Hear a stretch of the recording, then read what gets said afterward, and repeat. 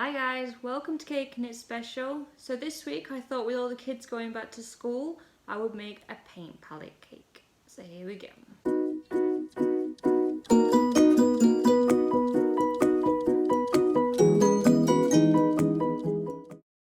So the first thing that I did was I drew myself a template of a paint palette and I made sure that it was big enough to almost fill my 10-inch vanilla sponge. But you don't want it to go right to the edges because you need enough room to carve around it. I then placed my template on top of my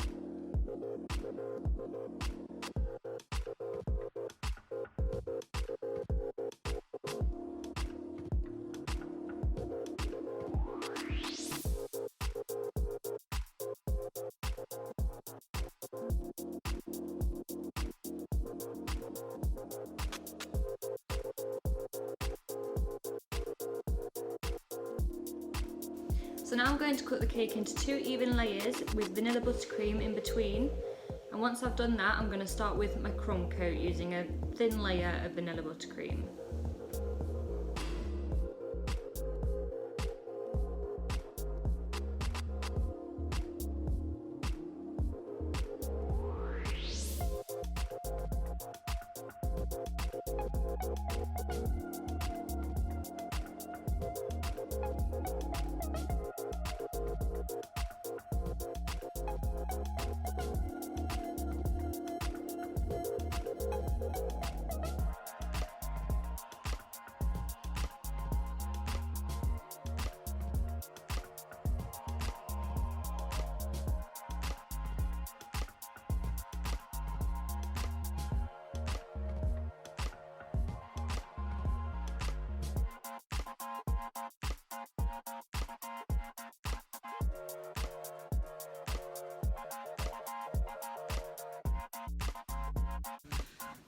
So once you've done your crumb coat, you can go ahead and put that in the fridge for about 20 minutes or until you can touch the buttercream without it coming off on your finger.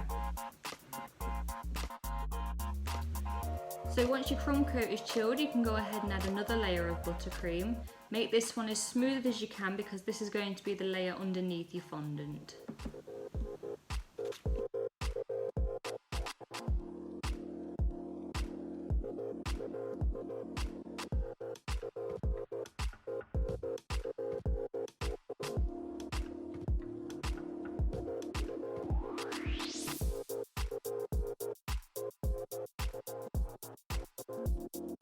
So I'm going to use a small circle cutter to guide where I'm going to cut out a hole in the cake for where the thumb would go if this was a real paint palette. So once you've cut this out with your knife and your circle cutter, don't forget to add buttercream inside the hole once you've cut it out.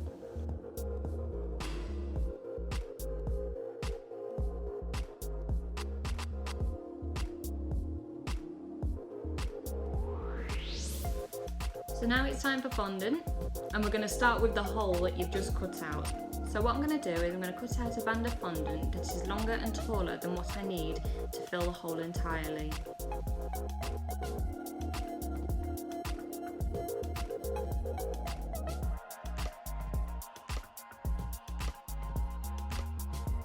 I'm now going to cover the whole cake in a layer of pale brown fondant. I've chosen this colour because I'm going to paint the wood effect on, so this is the perfect base colour for it.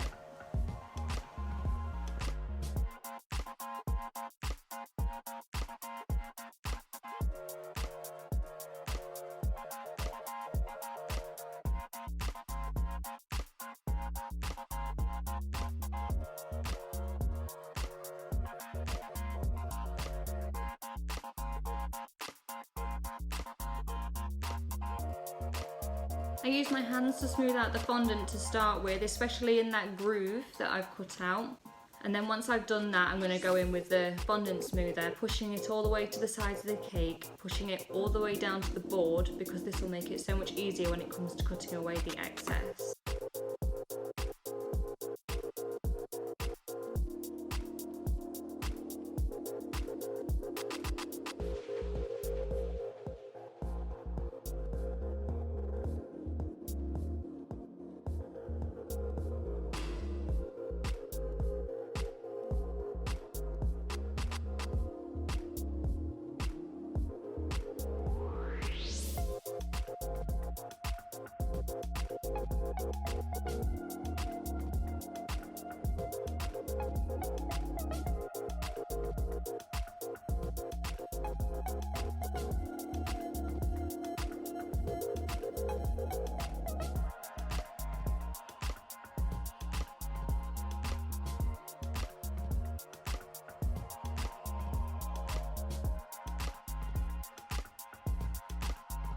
where you've cut that hole, obviously now there's going to be a layer of fondant directly on top of it, you're just going to cut out a little bit and then push it down as much as you can, blending it into the fondant that's already in there as best you can.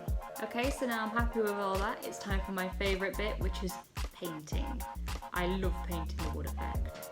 So how I paint my wood effect is I set myself up a little palette of a dark brown, a lighter brown and white food dusts with a little bit of food grade alcohol for each.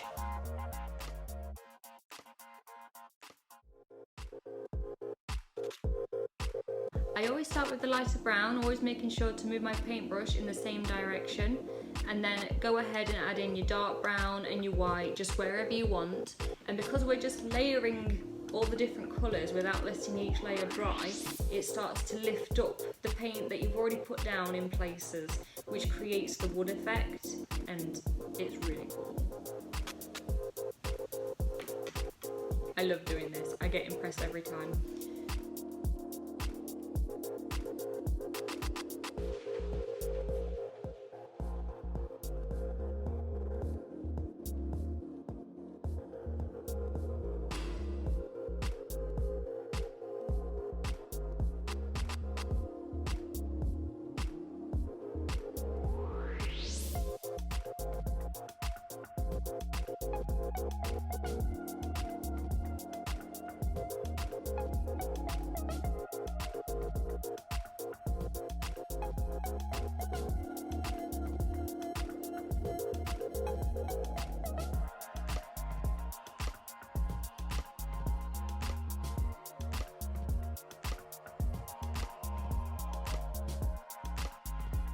So when I'm happy that I've achieved the wood effect that I want to, I'm going to go ahead and leave it to dry for a while.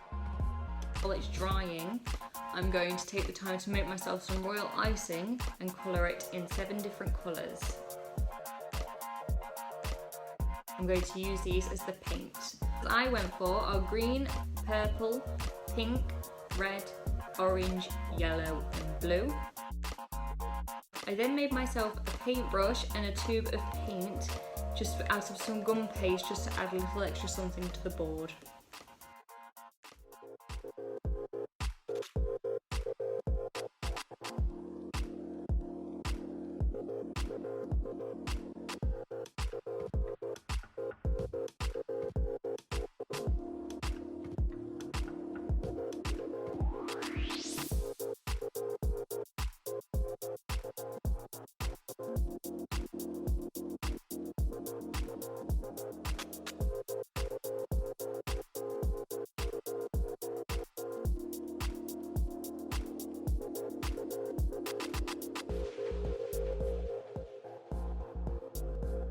Okay guys, that's it for this week's cake. I'll be back next Wednesday with something completely different again.